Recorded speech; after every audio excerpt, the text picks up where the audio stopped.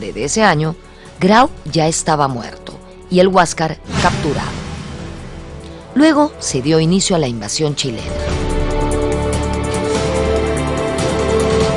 El 2 de noviembre, Cáceres estuvo entre los valerosos defensores de Pisagua. A los pocos días se libró la batalla de San Francisco, que significó el quiebre del ejército peruano-boliviano. Tras esa confusa refriega, los bolivianos se retiraron a su país y el disminuido ejército peruano, al mando del general Juan Buendía, se replegó al pueblo de Tarapacá. En medio del desconcierto generalizado, Cáceres mantuvo la disciplina y el orden entre su tropa. Solo alguien con carácter e iniciativa podía sacar del letargo a nuestro alicaído ejército. Los chilenos destacaron una fuerte división para asestar el tiro de gracia a los peruanos, pero se llevaron una sorpresa. El 27 de noviembre de 1879 se libró la encarnizada batalla de Tarapacá.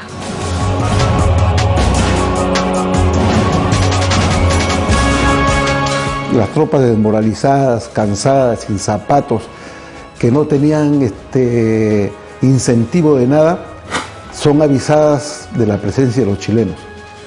Cáceres, haciendo gala de ese genio militar que le caracterizaba, de inmediato mueve su división, que estaba conformada por el batallón Cepita, que fue su batallón de siempre, y el batallón 2 de Mayo. Y junto con ellos encabeza una contraofensiva, escala los cerros, se enfrenta a los chilenos y les da una derrota pero excepcional.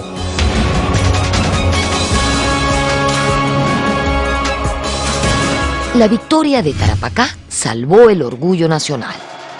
Los chilenos dejaron centenares de muertos y heridos en el campo de batalla. Sin embargo, este triunfo no pudo cambiar el curso de la campaña. El ejército peruano tuvo que enterrar los cañones capturados al enemigo y seguir su penosa retirada hacia Arica. En Tarapacá, Andrés Avelino Cáceres vio morir en batalla a su hermano, el teniente Juan Cáceres. En mayo de 1880, los chilenos avanzaron sobre Tacna, donde acantonaba un renovado ejército aliado al mando del presidente boliviano Narciso Campero. En la decisiva batalla de Tacna, Cáceres, al mando del Cepita, cargó a la bayoneta contra las líneas enemigas. La superioridad numérica y de armamento inclinó la balanza a favor de los chilenos. Cáceres perdió 2 caballos en la lucha y el Cepita fue reducido a menos de un centenar de hombres.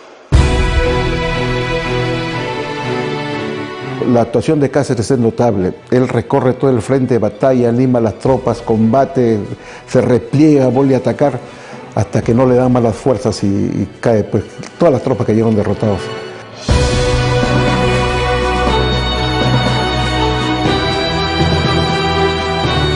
Cáceres propuso al Estado Mayor peruano que los restos del ejército apoyasen a la guarnición que quedaba en Arica, pero para los jefes peruanos, la campaña del sur estaba concluida.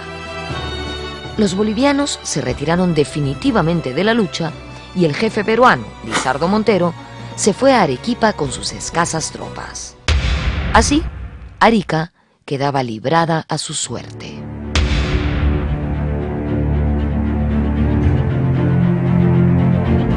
Cáceres se dirigió a Lima, ofreciendo sus servicios al dictador Nicolás de Piérola. Frente a la casi inexistencia de un ejército profesional, Piérola organizó una milicia formada por vecinos de Lima y reclutas del interior del país. Se establecieron 2 líneas defensivas que resultaron desastrosas. El dictador desoyó los consejos de los experimentados jefes militares como Cáceres. Piérola no era militar, ¿no? Era civil que improvisa una defensa en Lima.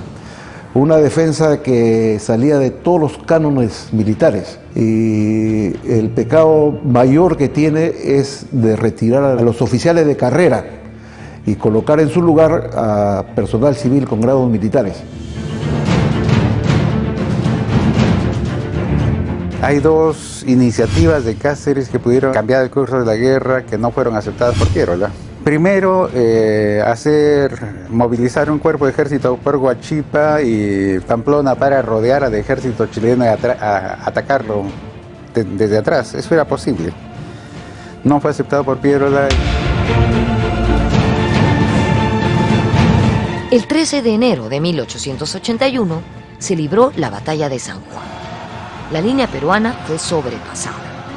Tras el inicial repliegue peruano, Cáceres, al mando de su división, pretendió contraatacar, pero no tuvo los suficientes refuerzos. Los chilenos tomaron el Morro Solar e incendiaron Chorrillos.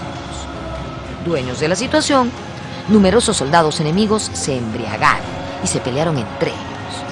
Observando la humareda, Cáceres intuyó esta situación y quiso realizar un ataque nocturno sorpresa.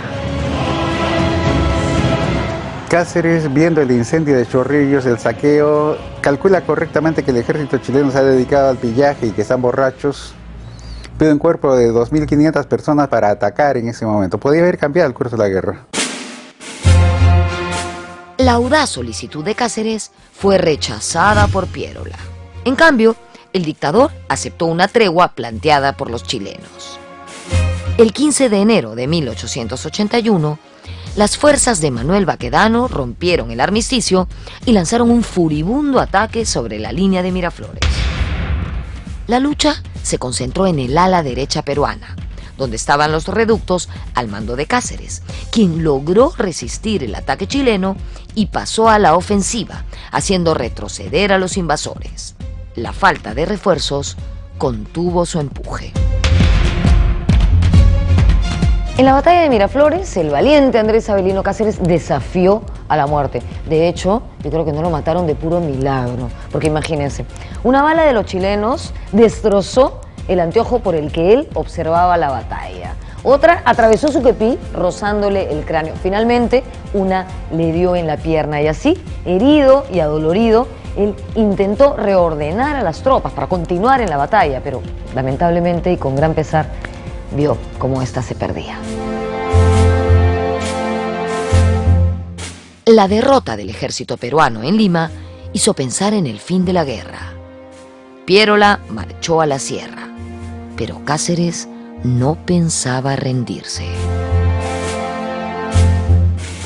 Concluida la batalla de Miraflores, Cáceres, a pesar de estar herido, llegó hasta el Palacio de Gobierno de Lima. Una vez allí, habló con las autoridades y les dijo que todavía era posible reunir a los soldados dispersos y ofrecer una última resistencia, o en todo caso, trasladarlos a la sierra.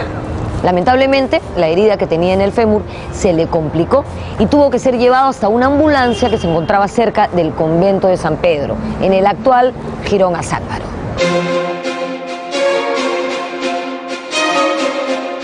Una vez ocupada Lima, el 17 de enero de 1881, los chilenos se dedicaron a buscar afanosamente a Cáceres. Ya se imaginarán, evidentemente se la tenían jurada porque Cáceres los había vencido en Tarapacá y les había dado dura pelea en Lima y en Tacna. Por fortuna, Cáceres pudo evitar esta persecución gracias a varios leales que lo escondieron. Uno de esos primeros escondites fue justamente aquí, en el convento de San Pedro, en uno de sus espacios más íntimos, la celda del Padre Superior.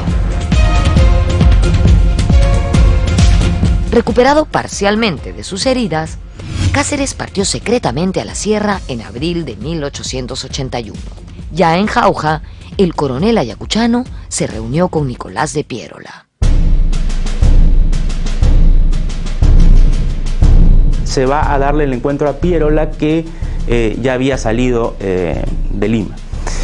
Piérola, dictador que mantiene la presidencia, lo nombra hacia junio de 1881 el jefe político y militar de los departamentos del centro.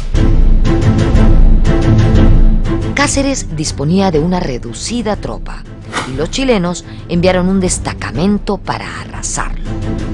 En Quebrada Honda, Junín, Cáceres disfrazó a un grupo de auquénidos con sombreros, haciéndolos pasar como soldados suyos.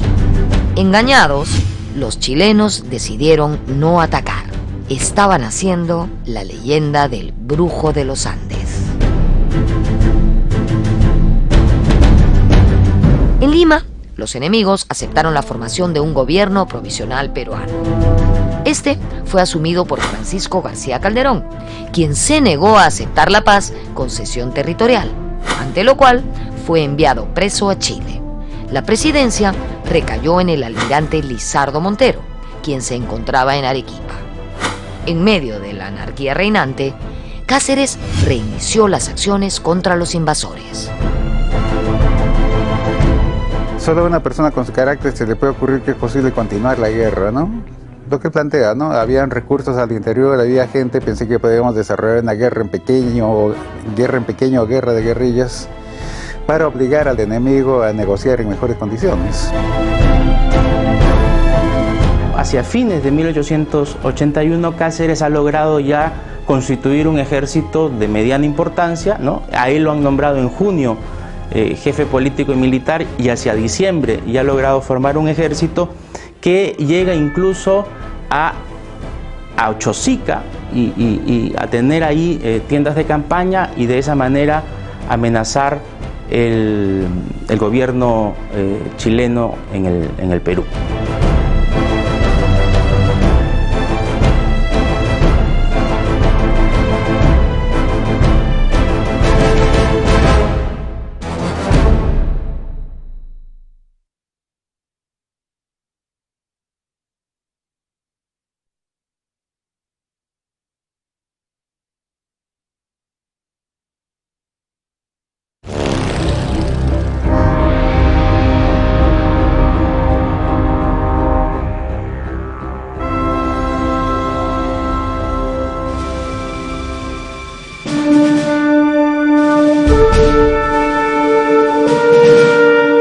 La fortaleza física de Cáceres soportaba las peores privaciones y las incesantes marchas a través de vastas cordilleras, desiertos, quebradas y barrancos. El guerrero ayacuchano conocía bien el idioma indígena y con él inspiraba coraje y devoción a los soldados quechuas que lo acompañaban. Antes seguramente la gente de la sierra también todos hablaban quechua. Yo me acuerdo que en el Cusco quienes mejor hablaban eran los hacendados. Los hacendados hablaban muy bien quechua, en este caso Cáceres sí. Y por eso también es la cercanía que tiene todo el ejército con él, que lo llamaban Taita. Taita, ¿no? Taita Cáceres. Desde Lima, mucha gente se las ingeniaba para colaborar con las tropas de Cáceres. Ese era el caso de su propia esposa. En una ocasión, burlando la vigilancia chilena, Antonia Moreno envió un pequeño cañón al ejército de la resistencia.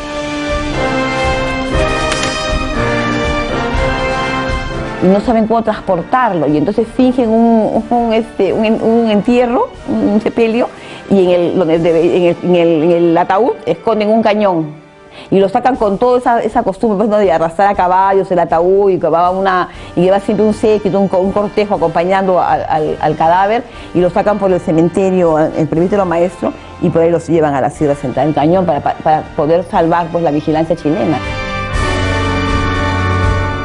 Antonia Moreno y sus 3 hijas lograron escapar de Lima para reunirse con el caudillo. Salieron acompañadas por uno de los leales ayudantes de Cáceres, disfrazado de carretero. Antonia Moreno se convirtió así en el símbolo de la mujer peruana aguerrida y valerosa.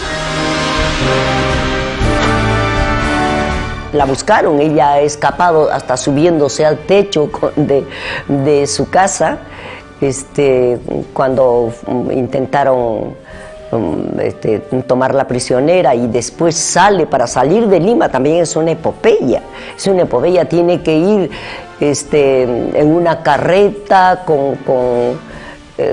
supongo con ramas de algodón, de lo que hubiera, ¿no? Y se lleva así a sus